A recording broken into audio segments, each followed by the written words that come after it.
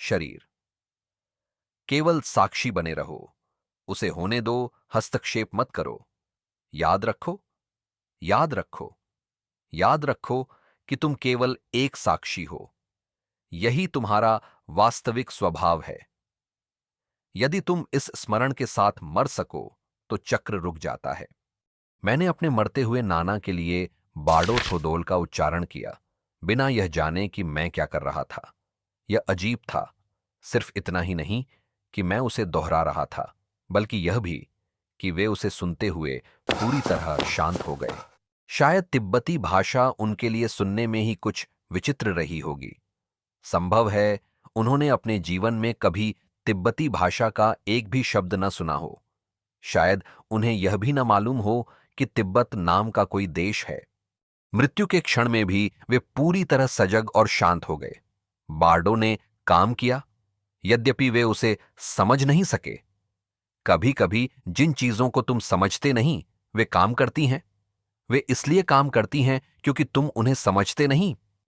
मैं बार्डो का उच्चारण कर रहा था, यद्यपि मैं उसका अर्थ नहीं समझता था और न ही मुझे पता था कि वह कहां से आ रहा है, क्योंकि मैंने उसे तब तक पढ़ा भी नहीं था। लेकिन जब मैंने उसे दोहराया तो उन अजीब शब्दों के झटके ने मेरे नाना को शांत कर दिया। वे उसी मौन में चले गए।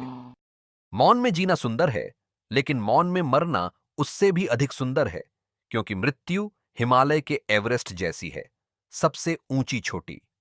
यद्यपि किसी ने मुझे नहीं सिखाया, फिर भी मैंने उनके उस मौन के क्षण में बहुत कुछ सीख लिया। मैंने स्वयं को कुछ बिल्कुल अजीब दोहराते हुए देखा। उसने मुझे अस्तित्व के एक नए तल पर पहुंचा दिया और एक नए आयाम में धकेल दिया। मैंने एक नई खोज, एक नई तीर्थ यात्रा आरंभ की। जिस क्षण मेरे नाना की मृत्यु हुई, मेरी नानी की हंसी की अंतिम झलक अभी भी बनी हुई थी। फिर उन्होंने स्वयं को संभाल लिया। निश्चय ही वे ऐसी स्त्री थीं जो अपने ऊपर नियंत्रण रख सकती थीं, लेकिन मैं उनके नियंत्रण से प्रभावित नहीं हुआ। मैं मृत्यु के सामने उनकी हंसी से प्रभावित हुआ। बार बार मैंने उनसे पूछा, नानी, क्या आप मुझे बता सकती हैं कि जब मृत्यु इतनी निकट थी तब आप इतनी जोर से क्यों हंसी? यदि मेरे जैसा बच्चा भी इसे जानता था तो यह संभव नहीं कि आप इससे अनभिज्ञ रही हों। उन्होंने कहा, मैं जानती थी, इसलिए मैं हंसी। मैं उस बेचारे आदमी पर हंसी जो व्यर्थ ही चक्र को रोकने की कोशिश कर रहा था, क्योंकि अंतिम अर्थ में न जन्म का कोई महत्व है न मृत्यु का। मुझे उस समय की प्रतीक्षा करनी पड़ी जब मैं उनसे पूछ सकूं और तर्क कर सकूं। मैंने सोचा, जब मैं स्वयं प्रबुद्ध हो जाऊंगा तब उनसे पूछूंगा, और मैंने ऐसा ही किया। वह मृत्यु के साथ मेरा पहला साक्षात्कार था, और वह एक सुंदर साक्षात्कार था। उसमें किसी प्रकार की कुरूपता नहीं थी, जैसा कि लगभग संसार के हर बच्चे के साथ किसी न किसी रूप में होता है। सौभाग्य से मैं घंटों तक अपने मरते हुए नाना के साथ था, और वे धीरे धीरे गए। धीरे धीरे मैं उनकी मृत्यु को घटित होते हुए अनुभव कर सकता था, और मैं उसके महान मौन को देख सकता था। मैं इस बात के लिए भी सौभाग्यशाली था कि मेरी नानी वहां उपस्थित थीं।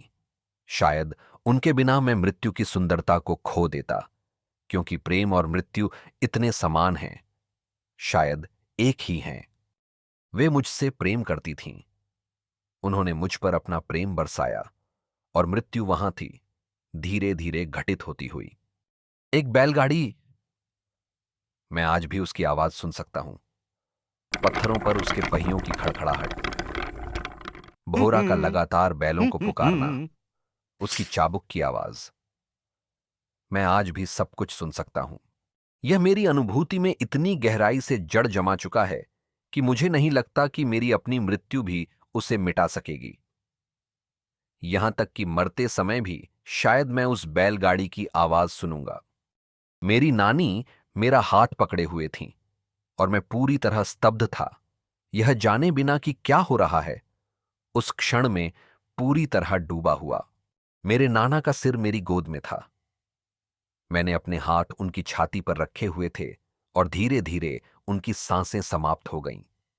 जब मैंने अनुभव किया कि वे अब सांस नहीं ले रहे हैं, तो मैंने अपनी नानी से कहा, मुझे क्षमा करें नानी, लेकिन ऐसा लगता है कि वे अब सांस नहीं ले रहे। उन्होंने कहा, यह बिल्कुल ठीक है, तुम्हें चिंता करने की आवश्यकता नहीं है। उन्होंने पर्याप्त जीवन जी लिया है, अब और मांगने की जरूरत नहीं। उन्होंने मुझसे यह भी कहा, याद रखना, क्योंकि ये वे क्षण हैं जिन्हें भूलना नहीं चाहिए। कभी और अधिक मत मांगो, जो है वही पर्याप्त है।